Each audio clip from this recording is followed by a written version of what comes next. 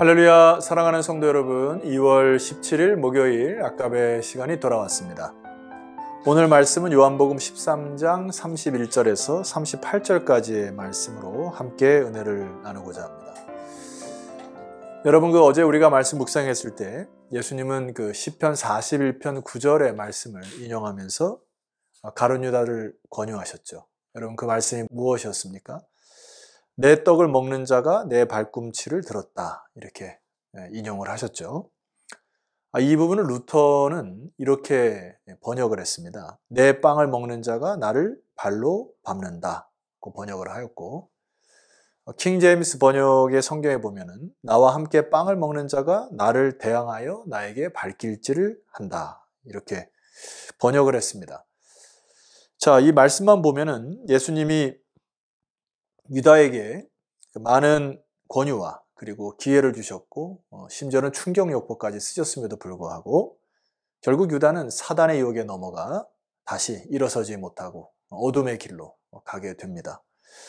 표면상으로 보면 예수님이 실패한 것처럼 보입니다.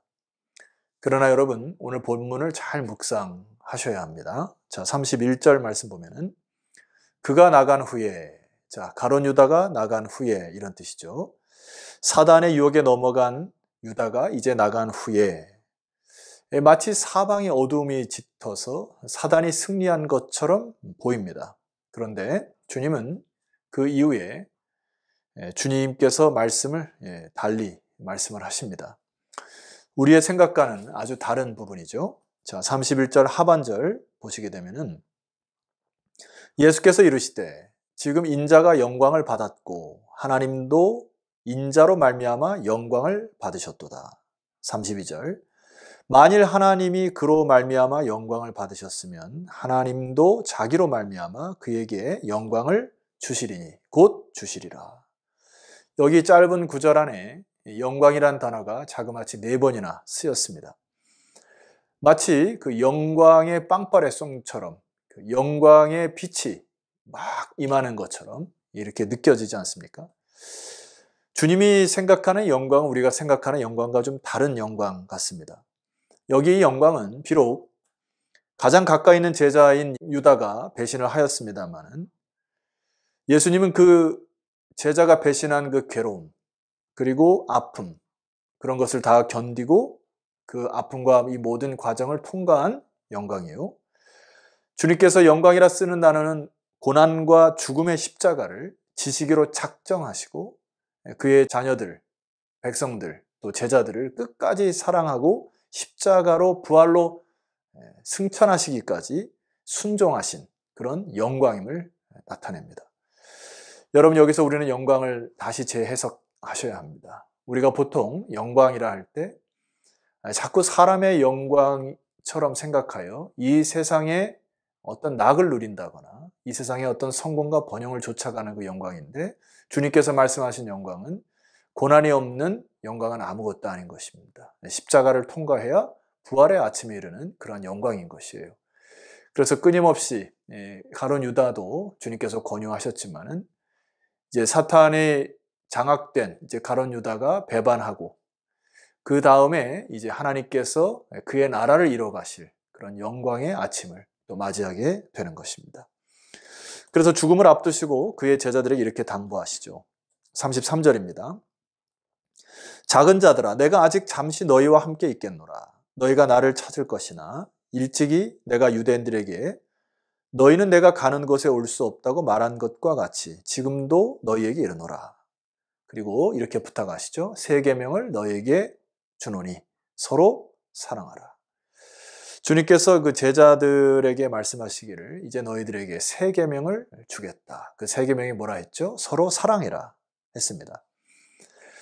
여러분, 여기 그 새라고 하는 그 계명의 앞에 있는 이 관사는 헬라어 단어의 카이네라고 하는 단어로서 이것은 이전에 없었던 새로운 것을 이야기하는 것입니다. 자, 이전에 없었던 새 계명을 주신 의미가 무엇일까요? 전도서 기자의 고백처럼 해 아래 새 것이 없는 것입니다. 해 아래에 있는 것들은 다 올드한 것이죠. 그러니까 우리가 새롭다고 얘기하지만 그것은 다 과거에 있었던 것입니다. 자, 이 새 계명은 구약의 율법과도 다른 것입니다. 구약의 율법은 결과적으로 우리를 죄를 찌르게 하고 죄를 깨닫게 하여 몽학선생으로 갈 수밖에 없고요. 율법에 근거한 사랑은 결과적으로 규범과 규칙에 묶인 사랑이 될 것입니다. 그러나 예수님께서 말씀하신 이 새 계명의 사랑은 우리를 사랑하셔서 죽음을 통과하고 부활하신 사랑이시죠. 그래서 34절 하반절에 보니까 주님의 사랑을 이렇게 얘기합니다. 내가 너희를 사랑한 것 같이 너희도 서로 사랑하라. 35절 너희가 서로 사랑하면 이로써 모든 사람이 너희가 내 제자인 줄 알리라. 자, 이 부분을 이제 나중에 부활을 경험한 이 사도 요한이 편지글로서 이렇게 바꿔놓았습니다. 요한일서 3장 16절 19절 이하로 제가 말씀을 선포할 테니까 여러분 끝나고 아멘으로 화답하시면 감사하겠어요. 그가 우리를 위하여 목숨을 버리셨으니 우리가 이로써 사랑을 알고 우리도 형제들을 위하여 목숨을 버리는 것이 마땅하니라. 누가 이 세상 재물을 가지고 형제의 궁핍함을 보고도 도와줄 마음을 막으면 하나님의 사랑이 어찌 그 속에 거할까 보냐. 자녀들아, 우리가 말과 혀로만 사랑하지 말고 오직 행함과 진실함으로 하자. 이로써 우리가 진리에 속한 줄을 알고 또 우리 마음을 주 앞에서 굳세게 하리로다. 주님의 사랑은 목숨을 버리신 진정한 사랑, 찐 사랑인 것입니다.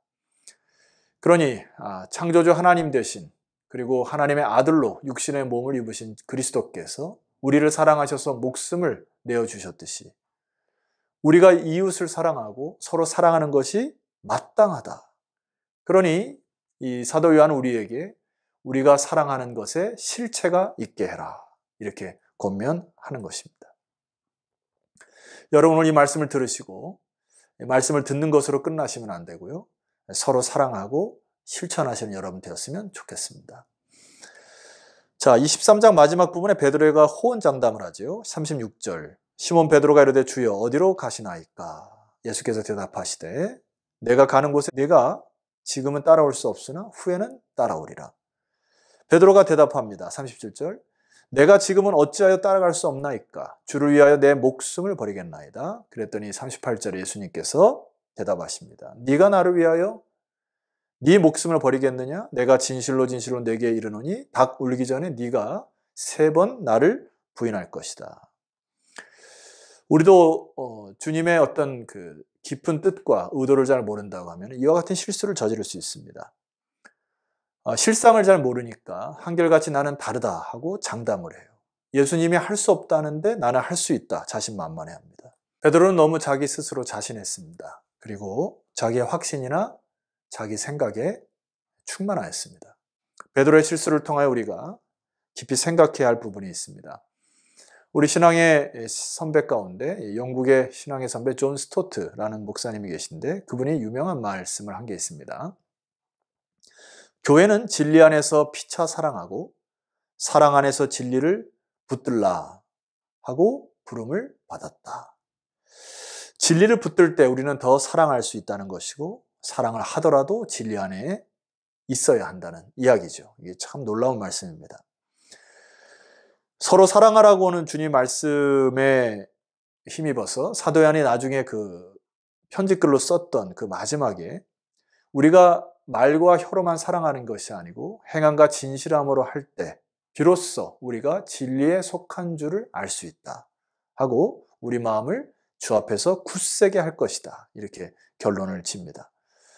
여러분, 우리는 진리 안에서 또 그리스도 안에서 그분 중심으로 생각하고 우리의 마음을 붙잡고 또 말씀을 붙쫓을 때 그 진리가 깨달아지고 진리가 내 마음속에 꽉 찰 때 이제 조금씩 깨달아지고 그리고 사랑을 실천할 수 있는 힘의 근원이 생길 것입니다.